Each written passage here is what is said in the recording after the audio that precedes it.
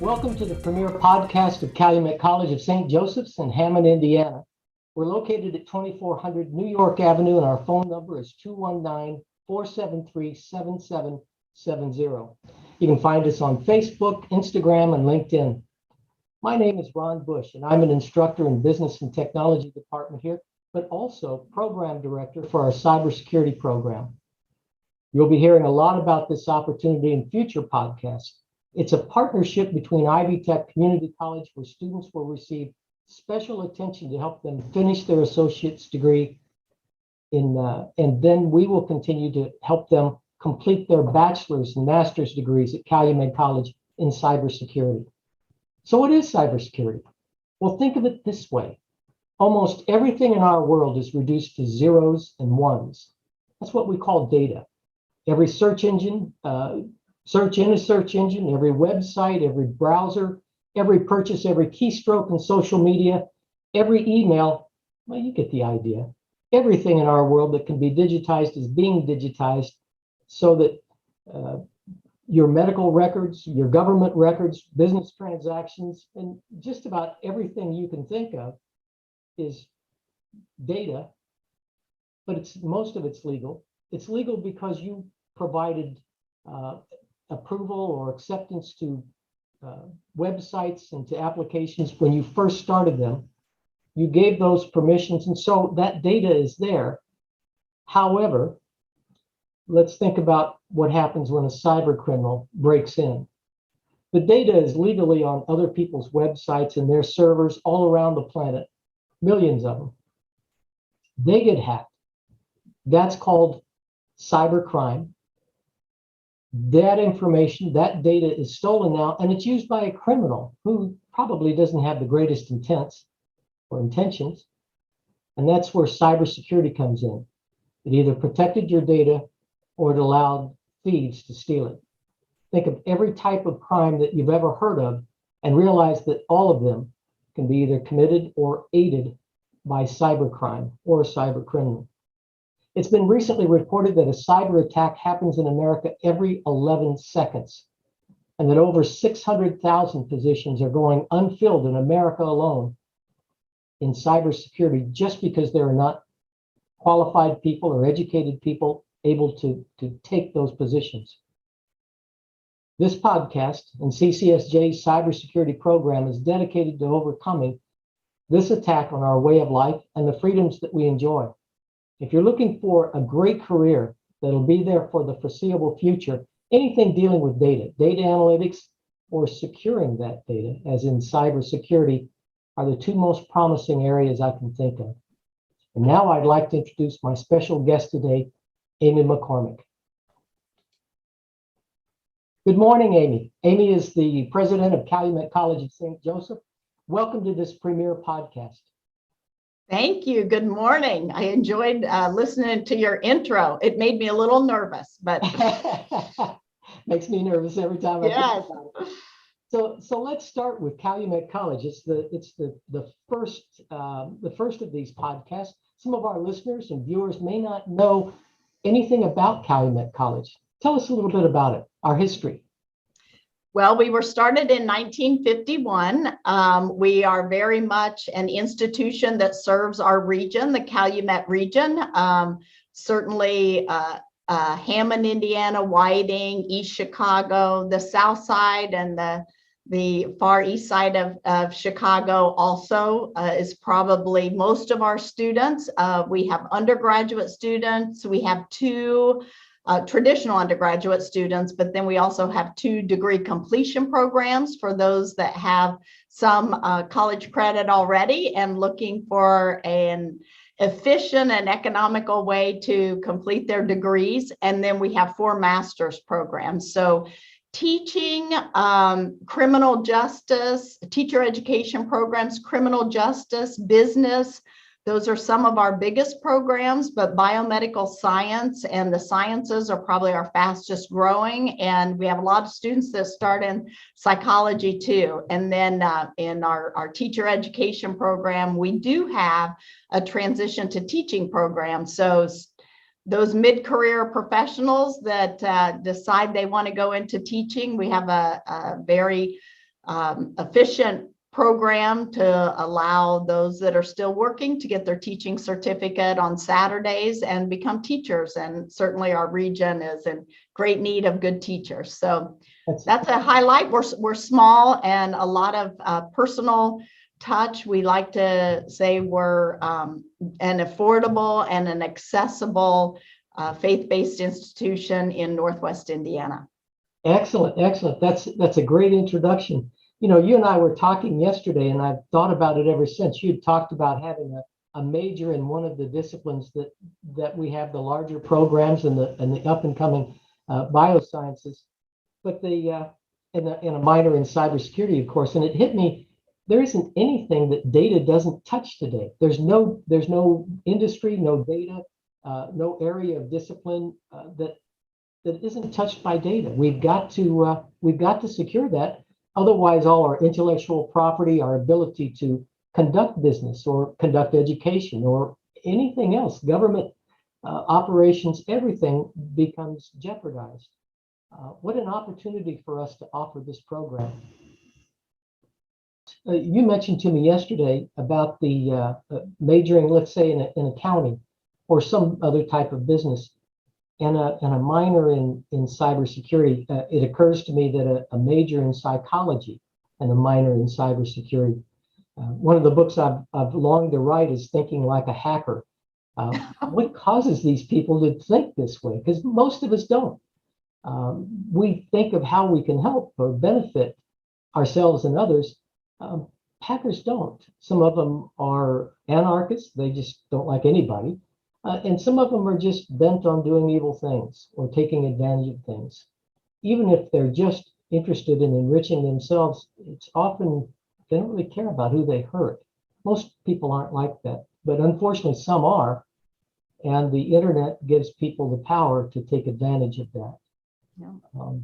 And I was thinking, Ron, that when I thought about this opportunity for the college and our ability to collaborate with Ivy Tech, so they have a cybersecurity program, being able to get an associate's in cybersecurity.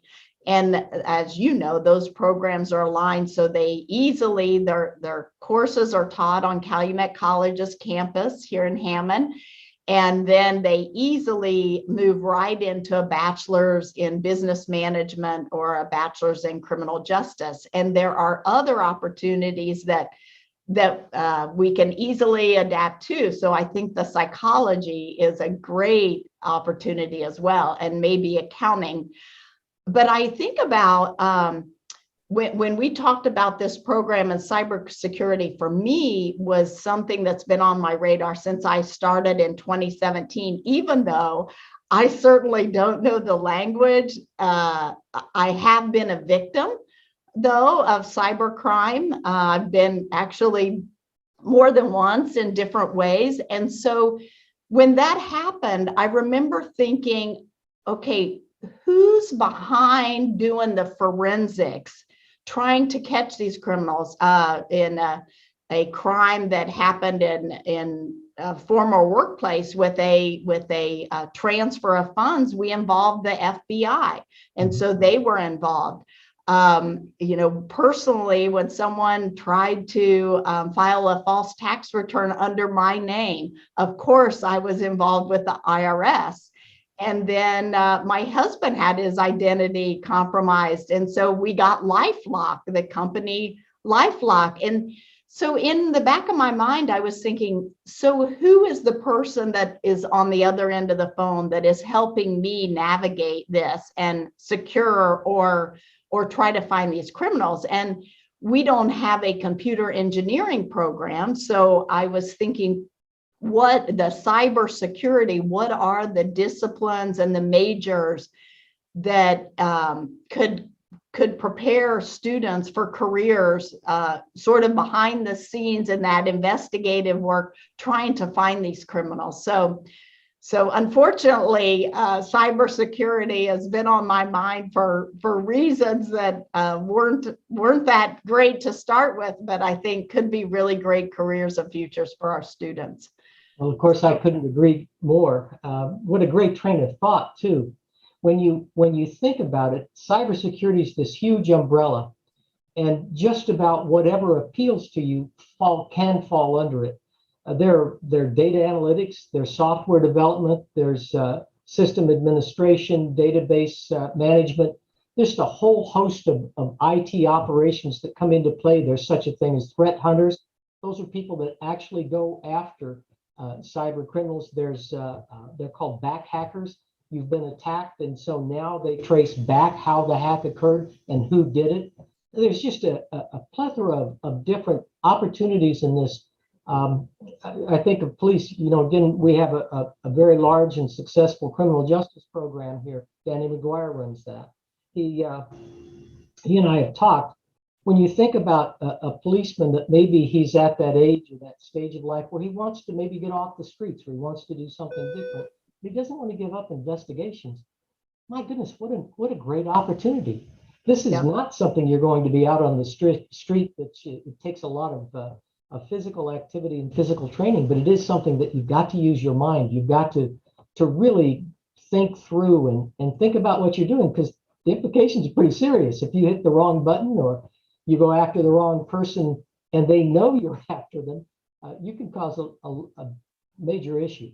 So I also think about, you were talking about police, and certainly some of our alumni and some of our current students that are majoring in criminal justice say they want to go be a private investigator. yes. And I think of the role for private investigators now with social media.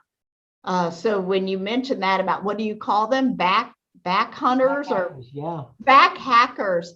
So when something happens, there can be, not often, but they're, depending on the crime, a tie through social media that now you have to kind of work backwards and try to do a back tracing, which I think is difficult but very interesting, and it is also aligned with what we talk about, one of the core skills for our students being problem solving and critical thinking, to be able to really think like a problem solver, to think critically. And then you mentioned you also have to psychology, try to think like a criminal, like what they would do. So that's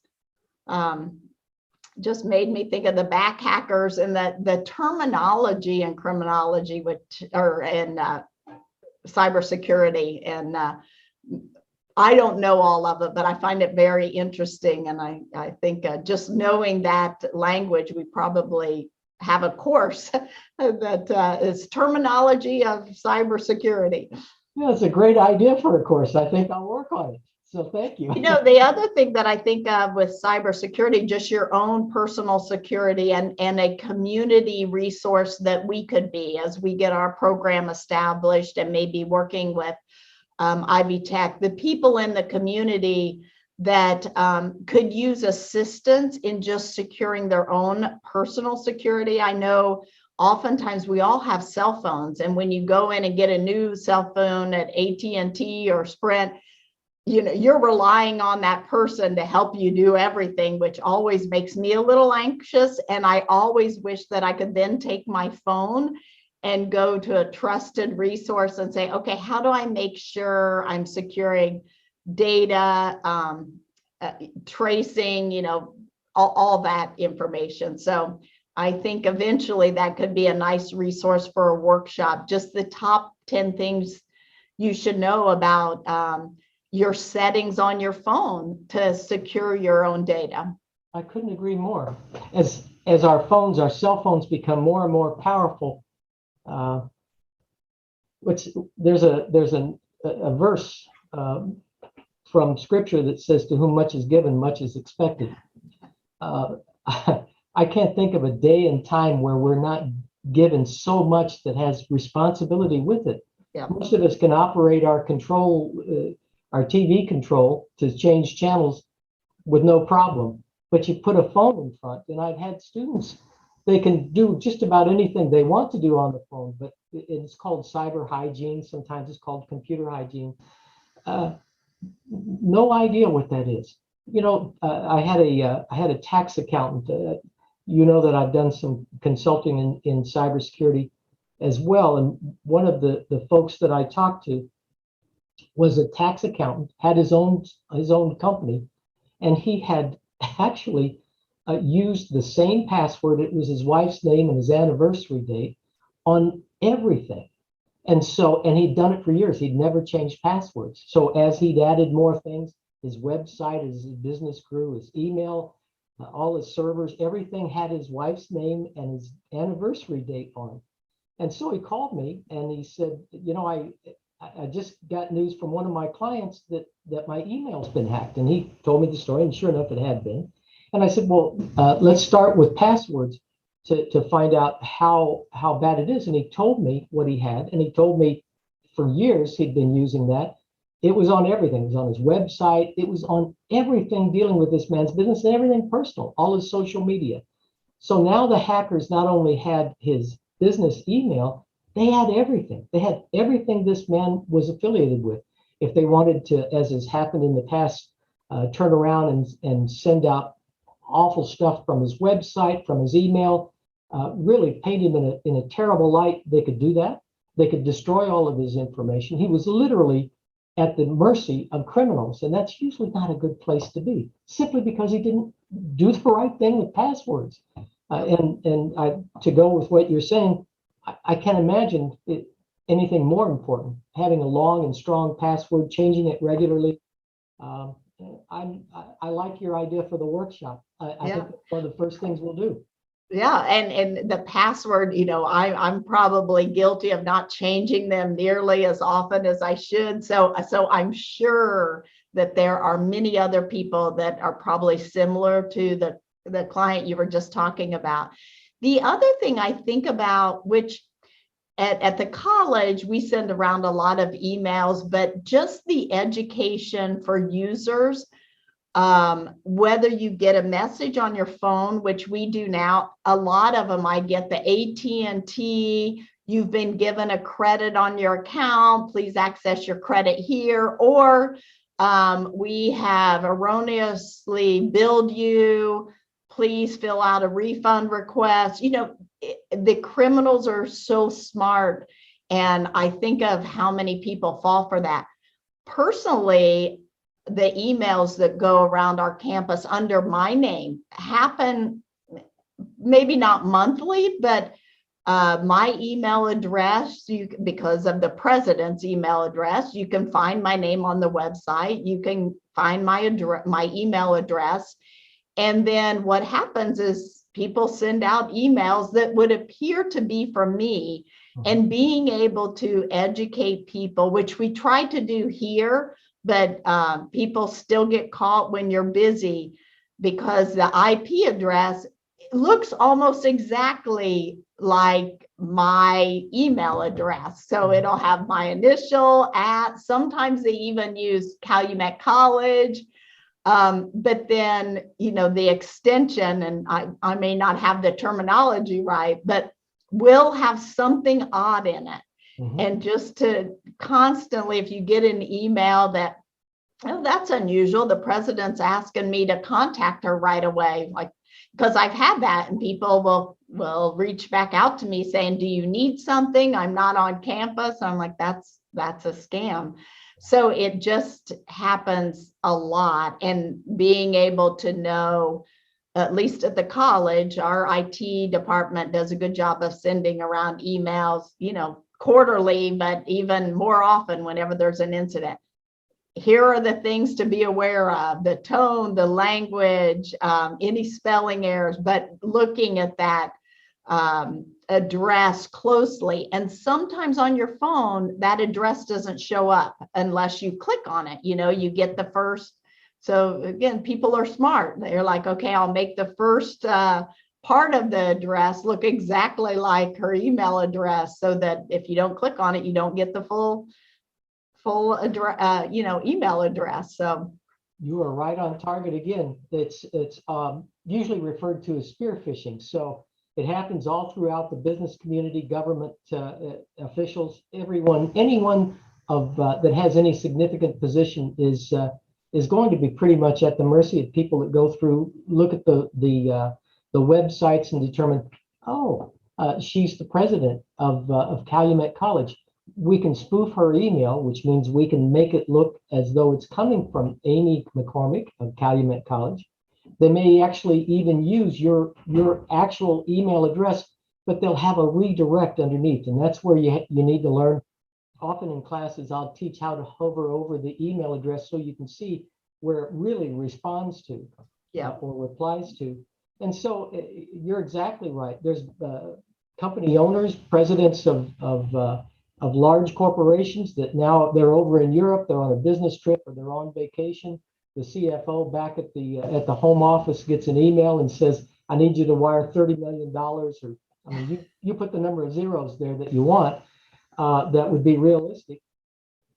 A hacker that's done his homework will have an idea what that is. He'll know the size of the business. It could be 30,000. It could be 3,000. Whatever the company might not suspect, that's what he asked for. Wire it to this address. And of course, it goes there, and it's not the president at all. It just seemed like a reasonable request, and they couch it in reasonable terms. Sometimes it's also a matter of having the phone number.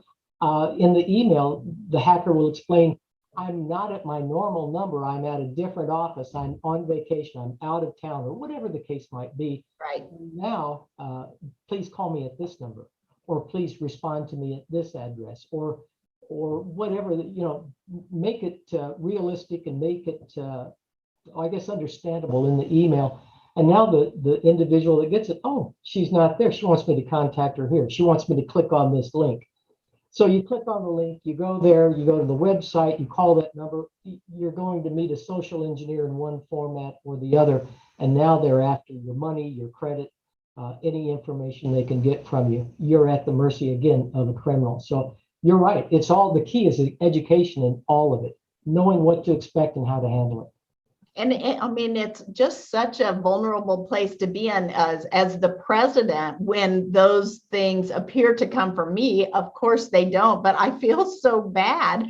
And it's how can I better communicate and protect people and make them a little more leery of a request that to call me at this number. Now, I like to think I'm a very personable person. And so I think there are people that, wouldn't find that odd. Like, oh, I need your help. Can you give me a call at this number? I'm not in the office right now. And they would do that in a minute. Mm-hmm. And so, and I would do that too, to be honest. I would probably do that too if someone contacted me and trying to help. So it is, you mentioned something important, is that hovering over, it would be the IP address, right? To be able to often it can be the IP address, but it more than likely is going to be the email address to reply to or respond to.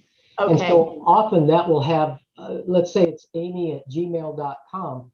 You hover over it and it's actually hacker@hackerincorporated.ru or something like that. Okay. So you don't see that until you take the mouse and hover over it. And there's things you have to do on your phone that are a little different to look at it that way as well. The idea is that's a great little, again, if we do a workshop to walk through that. And then the other one that I thought of is just recently I showed someone how to block callers that came through on their phone. And I'm like, well, you need to block that so you don't get future. Now, what I have recently seen, which is another workshop, is a way around that appears, or at least I don't know how to fix it, where they send an email to 20 people. So then you go into the information to block it, and there's multiple people. So I need to learn how to get around that so that I can still block them. So I have things that I need to learn. So I'll be at your first workshop too. Well, I'll look forward to it. Thank you. Okay. Well, folks, I think we've kind of gone about the time we thought for this. Any last words, Amy, on how we can invite folks to be a part of this? Well, I'm really excited about the opportunities to have applied technology programs that really do lead to careers that are needed. and professionals that are needed in those careers. And so being able to partner with an Ivy Tech, it also helps us commit to our affordability. So you're able to take courses at the community college rate and then feed right into Calumet College. We are one of the lowest priced private institutions in the state of Indiana. I think the second lowest, but the lowest for a comprehensive master's level program. And so I think that it's a great way to enhance your career at affordable price. And certainly we hope that it's a career that is fulfilling, that also certainly serves a public need right now. So hopefully I'll look forward to meeting future students and the workshops we're going to offer. Excellent, excellent. Well, I couldn't end on a better note. I want to thank you for being our first guest. This is a great start. And all of you that are listening or watching us, I hope that you take a moment, give us a call. My name is Ron Bush. If you call the main campus, it's 219-473-7770. I'd love to talk to you about it. Just ask for Ron Bush. Amy McCormack's the president. Your schedule's a little more hectic than mine, so you may not be around, but I plan to be. Yeah. So I look forward to talking to anyone that's interested, and thank you for being with us today. Thank you.